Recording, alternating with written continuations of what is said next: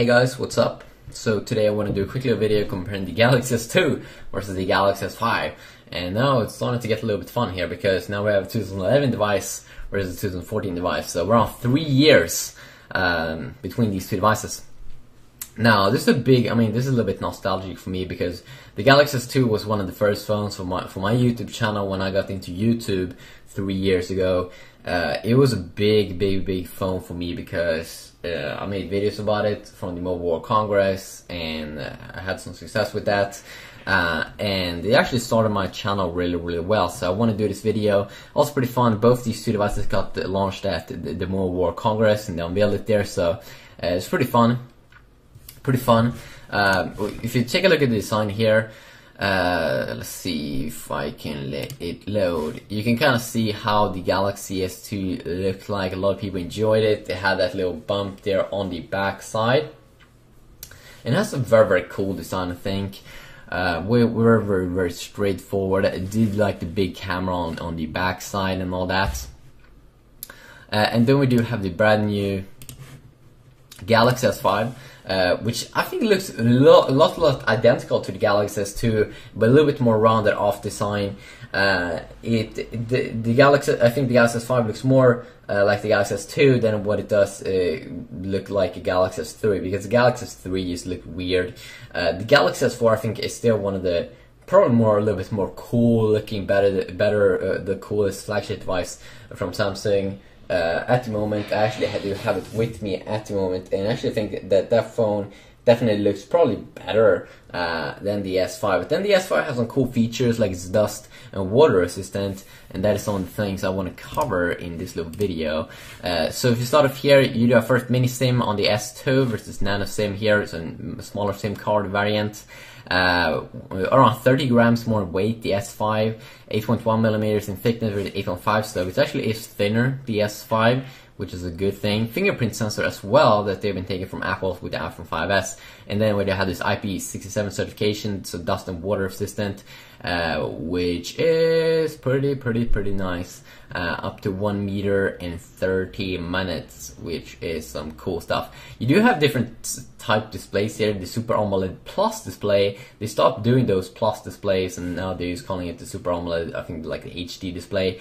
So 1080p resolution here, 5.1 inches versus 4.3 inches, way lower resolution for 80x800. You can see around only a pixel density of around 217. You'll get around twice on the S5. You only had normal first version of Gorilla Glass on the S2 versus brand new Gorilla Glass 3 here on the S5, which is some cool stuff. 1632GB variants on both, 1GB RAM versus 2GB RAM. Still, RAM hasn't decreased super much over the course of 3 years here, but you do get some speed bumps here, 150 megabits per second support versus only 21 megabits per second here. So big difference there, and that works over Wi-Fi and LTE if you do have the proper support for that. You do have NFC and IR port here, of course, on the S5 versus no IR port here on the S2. So that's for like use it for as a remote controller to your TV. Those stuff also was available in the S4. Big difference here also in the camera department. 8 megapixel shooter versus 60 megapixel, and it has happened a lot with the sensor and everything. It's way better on the S5. It was already good on the S4, and hopefully the S5 has some better focus, because I have some problem focusing with my Galaxy Note 3 camera, so hopefully this one is way better in that little area. The S5 also has 2K recording at 30 frames per second versus only 1080p here. I'm not even sure if it's 30 frames per second here on the S2, because I've seen a lot of devices that's saying that back in the days from 2011, 2012 that wasn't really the case. You do have the latest version here is a 4.1 Jelly Bean on the S2. You're probably not going to be upgrading to that much newer versions. You do have Android 4.4.2 KitKat, of course, right out of the box, the latest version of Android on the S5. And then chipset here, it started with the S2 that was in the Exynos times, which was amazing for Rockstar games, plays Rockstar games amazing, like GTA games. It was dual core 1 with 2 GHz, only Cortex A9, but the Mali 400 MP GPU was performing really good. Not as good, of course, as the brand new Adreno 330 here on the S5, especially not in Gameloft games. Quad-core 2.5 GHz Core 400, that basically means that it's with Snapdragon 801, it's a little bit better than Snapdragon 800, 2.5 GHz clock instead of 2.3 GHz. It's also a little bit higher clocked on the GPU side and also on the memory side. So it will be a little bit faster there, which is some good stuff, or at least it will be way faster than the S2, but now comparing Snapdragon 801 versus Snapdragon 800 to do good on the Note 3. I know I talk a lot in this video, but hey, this is a nerd channel, so yeah, I mean, haters gonna hate.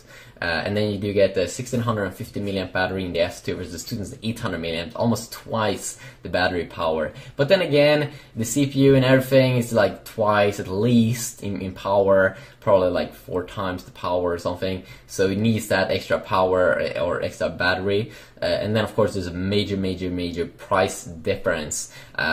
So yeah, just quickly look here, checking it out. Hopefully you did enjoy. So I don't have the S5 at the moment, but when I can get access to it, I'm probably gonna get it, because this is a smartphone channel. But yeah, I wanted to do this quickly fun little video because there's still some people out there with an S2, so could be fun for them. Peace out.